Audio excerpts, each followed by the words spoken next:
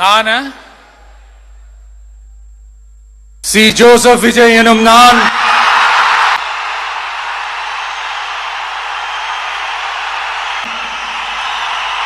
இந்திய அரசியல் அமைப்பின்பால்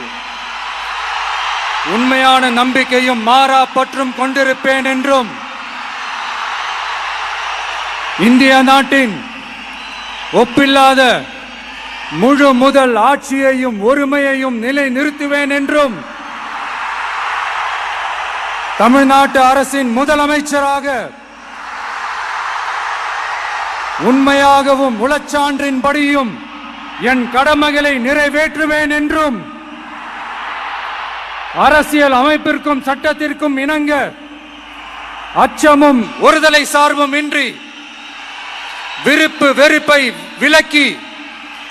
பலதரப்பட்ட மக்கள் அனைவருக்கும் நேர்மையானதை செய்வேன் என்றும் ஆண்டவன் மீது ஆணையிட்டு உறுதிமொழிகிறேன்.